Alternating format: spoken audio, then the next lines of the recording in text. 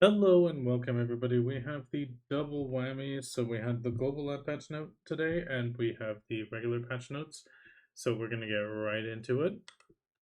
So this week we have the other class changes. So these are the ones not on the global ad video. These are already active. So we have Succession Warrior. They changed the shield charge to change your character's direction based on the camera to rotate based on the camera direction when using a skill. Scars of Dust, they've moved the AP increase effect to the prime counter. Succession Guard, they removed the additional all DP that increase on blocks. The increase all DP effect increase to self when using a skill is plus 20. It's no longer plus 20 but plus 40.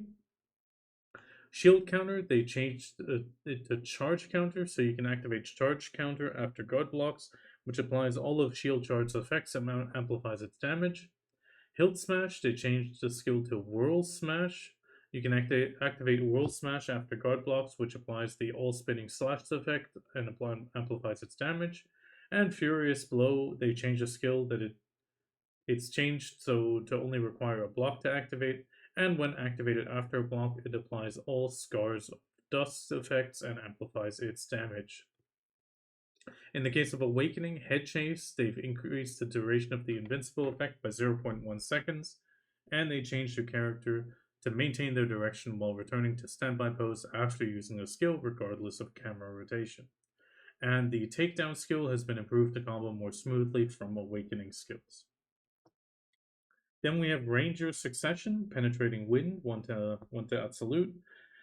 So it's been changed that the debuff effect now also applies in PvP. In 1 to 3, it's a knockback, and once you have Tet to Absolute, it's a knockdown. And they changed the skill to no longer apply debuffs while on cooldown. In the case of Awakening, Spirit's Haven has been now changed so it can be used with your longbow. And Evasive Landing Shot, it's been changed so that pressing space during the following skills, it now combos into Evasive Landing Shot instead of Extreme Charging Wind or both skills. Airborne Shot, which is Vine Knot, Spirits Shackles, Breezy Blade, Flow Rushing Wind, Waltz of Wind Backward, Wind Blade, and Spirit's Haven. Sorceress Succession, the Mark of the Shadows has been changed, so they've added a forward guard when using a skill. They changed so holding the keys maintains the skill for up to 2 seconds. They added a 6-second cooldown. The skill will no longer recover HP, create fragments of darkness, nor apply movement speed decrease on hits while on cooldown. They also changed the recovery HP per hit amount from 8 effectively to 80. It's also been changed that the movement speed decrease on hits is minus 20 instead of minus 15. Tamer Succession, Prime Surging Tide, and Prime Moonlit Strike. It's been changed to Knockback debuff to apply in PvE only, and Prime Moonlight Strike, they changed the Stiffness debuff to also apply in PvP. Surging Tide, they've changed the Knockback debuff to apply in PvE only, and they changed the Awakening skills Skyreach debuff to now also apply in PvP accordingly.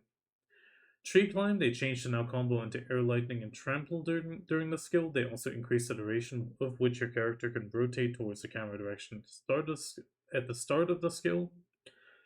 Flash and Prime Moonlit Strike, they changed the now combo into Scratch after the skill. The forward airborne scratch motion will be activated. In the case of Awakening, Skyreach, they've changed the debuff on last hit attack hits from a bound to a knockback. They also changed the debuff on last attack hits to now apply in PvP.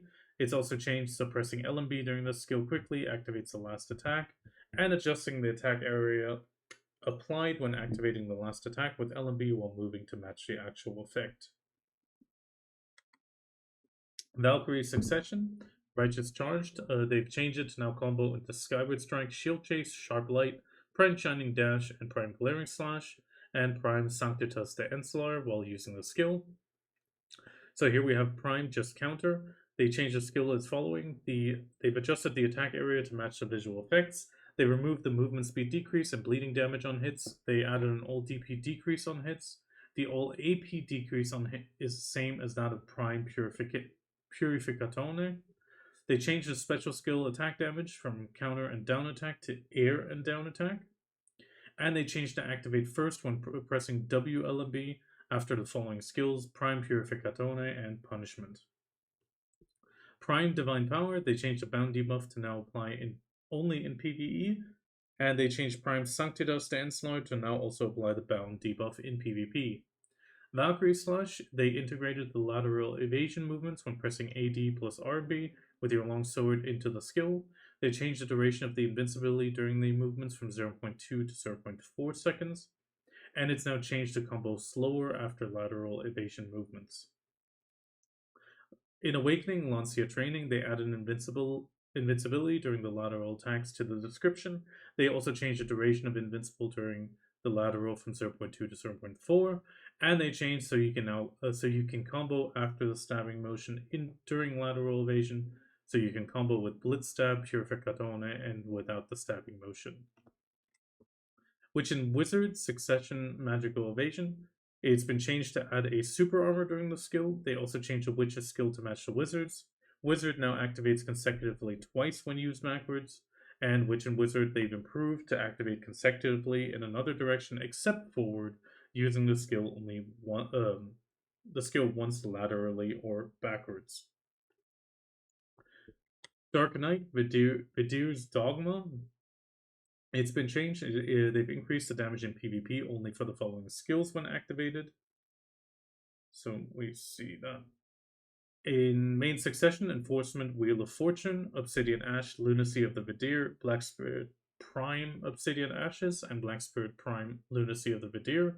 In Awakening, Seed of Catastrophe, Flow Root of the Catastrophe, Cluster of Despair, the Flow Spirit Blaze, Black Spirit Spirit's Legacy, and Black Spirit Seed of Catastrophe. They've also changed to consume 200 MP every 2 seconds while holding the skill. Lahn main succession, Prime Spring Breeze, they've changed to now combo into Fragrance Stigma, Morning Dew, and Nimbus Dismount during the gliding motion. Fragrance Stigma, they've changed Super Armor to now apply when using the skill with your Crescent Pendulum. Blade of Blood, they've changed the stiffness to apply in PvE only. Ethereal Dance, they changed the Super Armor to now apply during the skill, and they changed the debuff to stiffness on first hit and knockdown on extra attack hits. In the case of Awakening, Deadly Dance, the all AP increase is the same as that of Eradication. Flow Mangler, Black Spirit Flow Mangler, Deadly Dance, and Bridal Despair. They've unified the bleeding and pain damage to 50 bleeding damage every 1 second for 18 seconds. And Bloody Stride, they've improved the combo more smoothly into Eradication. Black Spirit Eradication, they've changed to remove the pre-attack animation. They've removed the critical hit rate and all DP increase effects, and they changed the debuff from a stiffness to a knockdown. And Black Spirit Bleeding Hearts, they've removed the pre-attack animation and they changed the all DP decrease on hits from -20 to -25. Archer, Wing Strike, the stamina cost has gone down from 200 to 100. Ultimate Zephyr's Leap from 200 to 150. Meteor's Dive, they changed the stamina from 150 to 100.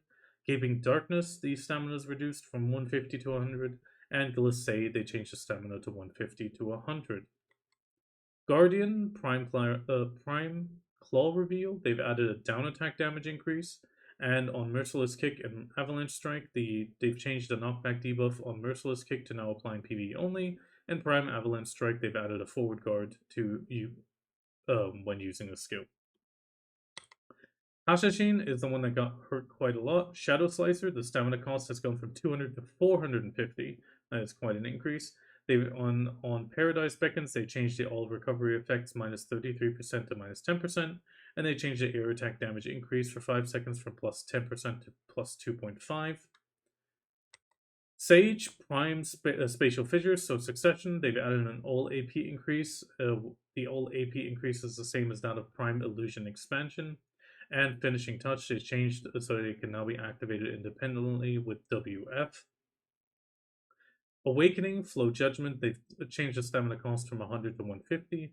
Bold, it's 100 to 150 or 150 to 200 during cooldown. Divine Executioner, the cooldown has changed from 10 seconds to 12. Chain Lightning, they removed the shocked effect. And Lightning Prison, they changed the defensive effect from Super Armor to a forward guard. Nova Awakening, on guard, they've added a casting speed plus 15% for 30 seconds when using a skill. And Twisted Orbit, they added the effect that resets the break orbit's cooldown on hits. Maegu Awakening, Twirling Crane, they've changed the recovery amount from 2,800 to 2,000. Hazy Pass, they removed the evasion increase effect, and Fox Flare Ambush, they changed it so that even when used while Spirit Forged, you can now move after the starting animation. Dosa, we have Dosa Awakening, Metal Pour, they changed the debuff from knockdown to knockback. And Fire Spread, they changed the debuff from a knockdown to a stiffness. They've also added split damage effects, so damage minus 10% per each additional target hit from target 2 and onward, with a max damage of minus 50%. And Sky Stomp, they changed the recover HP amount from 1200 to 500. Class changes in general, Warrior Berserker, there was an issue while sliding down a slope would switch your character to a non-combat stance. Ranger, Prime Blasting Gust, they changed that when used in midair and now triggers the same falling animation as the Absolute Blasting Gust. Ninja Konoichi Shadow Stomp, they fixed an issue where the super armor was not applied if an attack was activated by being struck during the forward guard while using a skill. Ninja Ninjutsu Oni Shadow, they fixed an issue with effects of succession ninjutsu concealment were applied when comboed into a concealment. Striker Mystic Heavy Fist, they fixed an issue with the falling speed during the jump attack was unnaturally fast. Shy Tuck and Roll, they've fixed an issue with the skill and talent resulted in shorter movement distance compared to using a skill with your main weapon. Mystic, they fixed an issue where consecutive forward evasion could not be activated with your Cestus. Guardian, Fierce Disdain, they corrected the stats and duration of the attack speed increase effect in the skill's description. Nova, Excel Twisted Orbit, they fixed an issue where the skill could not be activated during the cooldown. Maegu Prime Fox Spirit, Deceiver, they fixed an issue where allies could target the summon double. And Dosa, they fixed an issue where you could unlearn core skills even while the original skill was on cooldown. Fall detection for movement skills, this is across the board, so they've improved fall detection for movement skills when traversing sloped terrain, reducing interruptions caused by fall checks. So now your skills will continue more smoothly on gentle slopes. Fall detection will only trigger from slightly higher elevations, and the fall detection has been removed from certain skills, allowing them to continue from high places all the way to the ground. However, you will take damage once you land, depending on the height of the fall. This has been changed for Warrior, Jump Slash, Head Chase, Slashing the Dead, Prime Earth Tremor, Solar Flare, Balanced Strike, and Chain Heaven's Cleave. Ranger, Evasive Shock, Windstep, Winds of the Prairie, Breezy Blade, Rushing Wind, Call from the Sky, which is a Succession Flow, and Spirit's Haven. Sorceress, Midnight Stinger, Rushing Crow, Shadow Leap, Wings of the Crow. Berserker, Flame Pummel, Giant Leap, Jump Attack, Time to Rock, Evasion, Shake Off.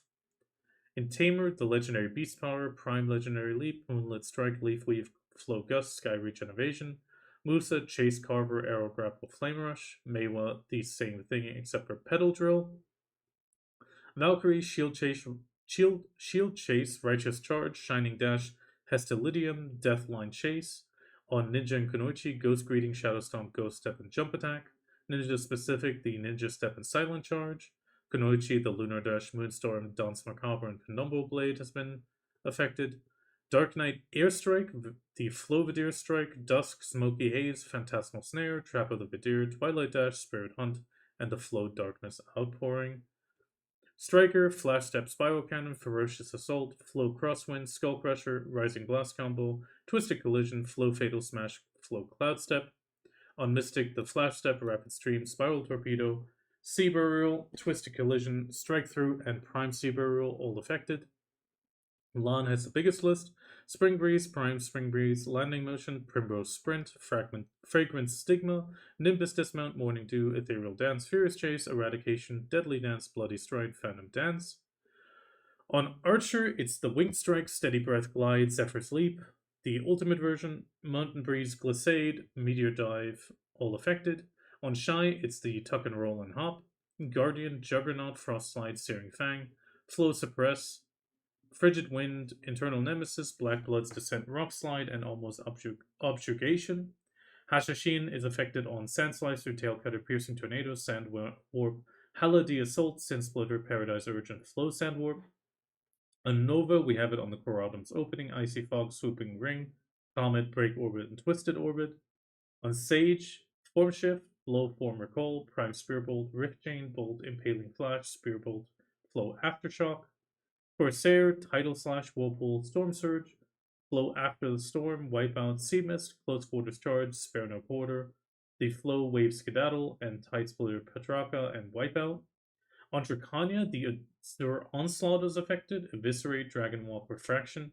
Dragon's Advance, the Markthanon's Wings Flow, the Markthanon's Claws. Fate Beckons, Flow Dragonflight, Landing Motion, Tectonic Slam, Storm Maul, and Flow Grimbolt Wave. Wusa, Silent Strike, Yangbang Step, Flitting Step, and Nether Strike is affected. Maegu on Bared Claws, Ghost Bomb, Soul Tear, Petal Blast, Nether River. Flower Shroud, Spirit Step, Path of Petals, Chain Spirit Step, Hazy Path, Fox Flare Charge, Fox Flare Flesh, and Fox Flare Ambushed. Say that 3 times fast. Scholar, Gravity Blink, Reversal, Hammer Down, Hammer Rush, and Flow Golden Skyfall is affected. Dosa, Deep Haze, Stratashift, Flow Cloud Drift, Flow Oblique Cleave, Enlightened Haze, Misty Steps, and Wind Kick. On Deadeye, it's Gunslinger's Entrance, Doom and Gloom, Sidewinder, and Evasive Maneuver. And on Wukong, it's the It Ain't Over. Then we have the regular maintenance for the 90-day titles being released. Then we have some item exchanges. So the Seal of Undying for Cronstone is being changed from 1 to 1 to 10 to 10. Then we have the Dekima Token of the Oath going from 1 to 2 memes to 10 to 20, so just upgrading by 10. Same goes for Massive Pure Magic, from 1 to 2 to 10 to 20. And then finally, the Blunt-Sela candidate for the Gold Bar exchange, we have a 1 for 5 1G and 10 for 10G. Afterwards, it will be 100 for a Gold Bar 100G times 5. Then we have the added information for the item description for the Inverted Heart of Garmoth for the Sovereign main hand, now adding the accuracy plus 50. Monster zones, they've changed the location of the Hungry Ocean Stalker, previously found in the safe zone south of Ilia, to now appear further south in the zone.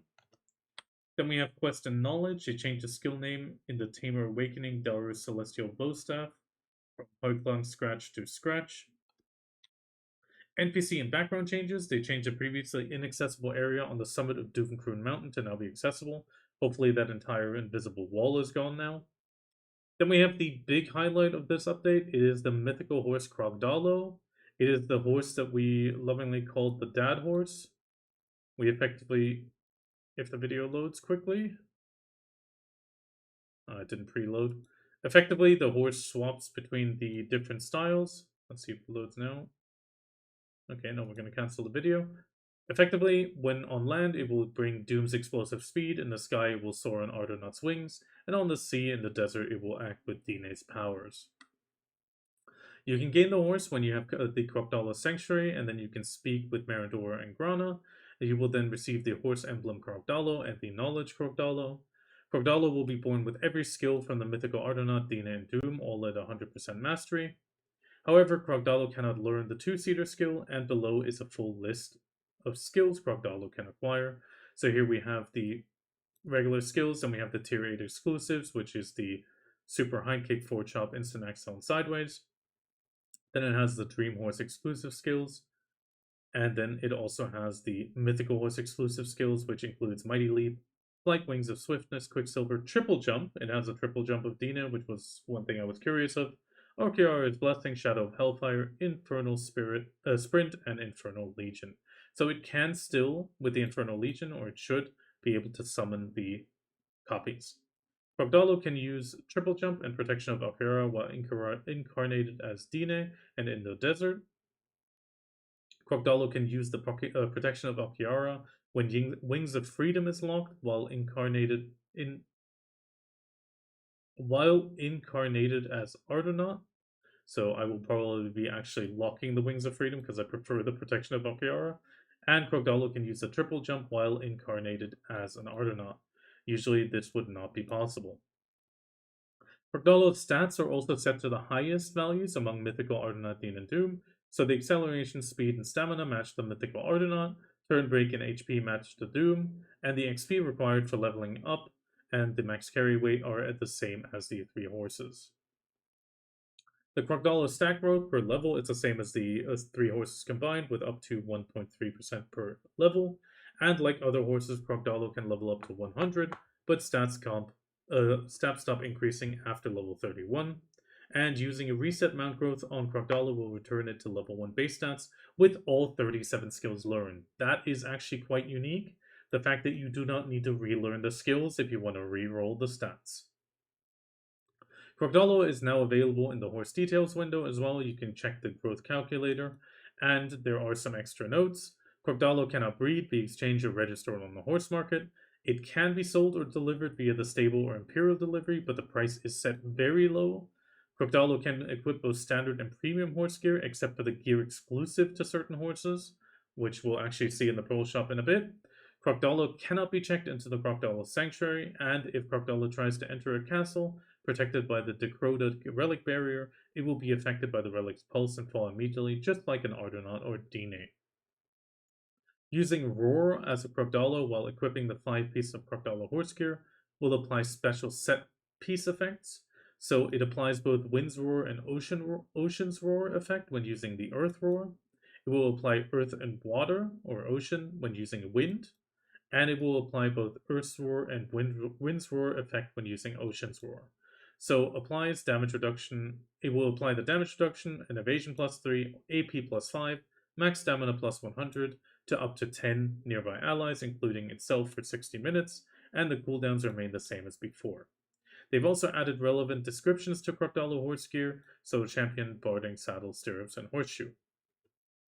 Below, we have the items that cannot be used on Krogdalo. So we have usable, Mount Brand Spellstone, Reset Mount Growth, Mount Name Change Coupon, Mount Level Down Ticket, Celestial Horse Calling Horn, Trainer's Flute, and the Krogdalo's Feathers. However, not usable are Breeding Resets, Horse Appearance Change Coupons, and Premium Horse Appearance Change Coupons. Then we have some UI changes. They've improved several notification messages displayed on the center of the screen as following. They've changed the priority handling when multiple center screen notifications are stacked. They now appear and disappear more naturally based on their priority. So here we can see example of before and after. They've also disabled notification message for sudden price changes in the central market during this time. They've also changed notification behavior as any notification stacked while using the full screen UI will no longer appear after the UI is closed. System messages will be logged in your chat window. They've also removed the messages that appeared when opening a box. Item drops now appear only in the item drop log. They also added a button to purchase expansion coupons on the right side of the Edit Presets menu on the artifact presets, and clicking this button lets you buy an artifact preset expansion coupon, which we'll see in a little bit. With the system, they've increased the number of pet and artifact presets. Artifact presets can now be expanded up to max 20, pet presets from max 5 to max 10. They changed a save method for the relevant presets to the server-side storage, so this is why the pet and artifact presets have been reset. With this change, the pet and artifacts will be saved automatically and no longer need to be manually saved to a setting archive. For example, if you change your presets at home, those changes will automatically apply when you log in from a PC cafe. So effectively, this just means it will transfer over. And then finally, we have modification and changes. Some general gamepad mode fixes across the board with X buttons or menus not being visible. They also fixed an issue where equipping galley gear near a guild galley would show different equipment stats in the Wharf UI and Ship UI. They fixed issues where notifications wouldn't appear at the top of the Central Market UI. Fixed issues where the show underwear function didn't work when changing outfits with Merv's carry-on bag that didn't contain underwear, even if underwear was equipped. They also fixed an issue where you couldn't obtain Florence kindness or Farah's enlightenment knowledge.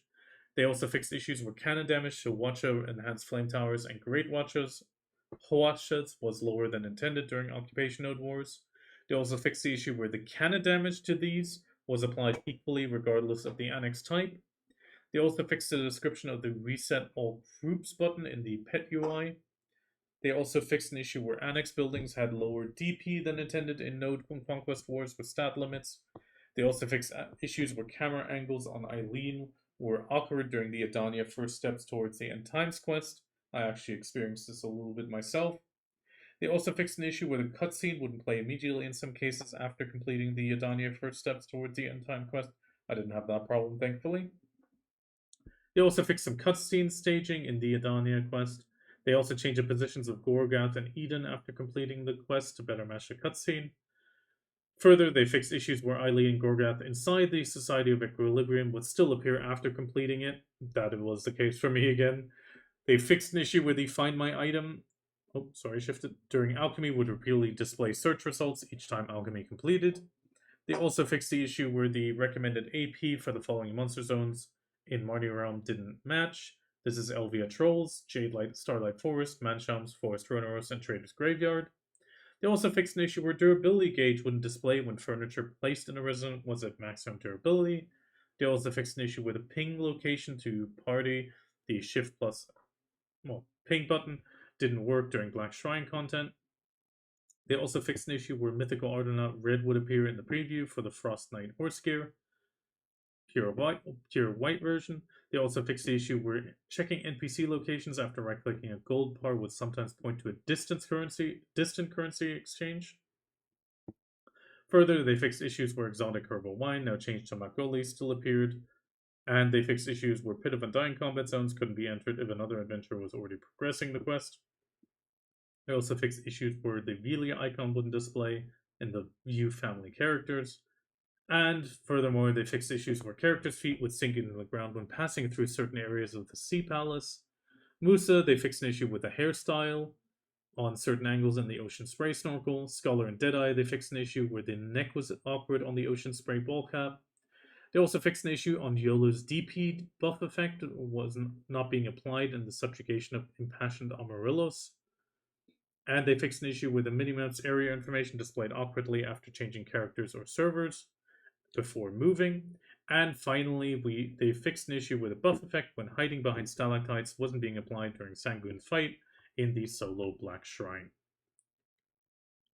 Then we're going into the event. We have double the Radiant Shakatu seals. So with the renewal of the Shakatu seal set for 2026 plan, the event Radiant Shakatu seals will be discontinued and consolidated into the Seal of Gratitude during the December 31st maintenance.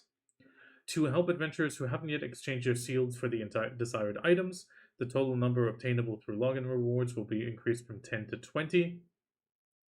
All you need to do is log in between August 15th and September 18th, and you will get some major rewards as well. Overall, we just see the Shakatu seals being increased. Overall, the exchange is still the same. Then we have weekend logins equals get emblems. So first round, August 15th and to 17th, and then on 22nd to 24th, the weekend logins will equal 60 emblems in 2 weeks. So 2 weeks of challenges where you can pick up some extra challenge rewards, including some perfumes of deep sea and courage, which we now know you'll be able to upgrade with some corals from the new region. And effectively, they just remind us of the exchanges available for the Edania tokens. Then finally, we have the Pearl Shop update, August 14th. Here we have the new products, 9 purchasable artifact presets for 500 pearls each. Then we have the pet preset, again 500 pearls, 4 purchase limit, but we do get an artifact preset plus 1 for 300 loyalties and 1 for 300 loyalties, again for the pets. So effectively 6 pet presets and 21 artifact presets without the expansion. Then they released the Celestial Knight Horse Gear, effectively a horse gear designed for Krogdalo specific. This is only unique to Krogdalo, and you won't be able to put it on any other horse. Then we have the Resplendent Adventure Pack, which is reduced by 50% with some standard Resplendent Journey boxes and premium outfit. The typical Valks Enhancement Support Pack 2. Then we have the RNG boxes, Blacksmith Shiny Box being available. Then we have a 10% discount on the Krogdalo's Feather Pack for the release of Krogdalo. That might be interesting for those really wanting to min-max their horse, down to 1,890 pearls. This is a 3 purchase per family limit within the sales period. And another note, if the reset mount growth is used on a horse that has the feather effects, it will be reset, and each feather can only be used once. The effect of the feather will be removed if the horse becomes a dreamer mythical. That is not relevant in the case of Krogdalo.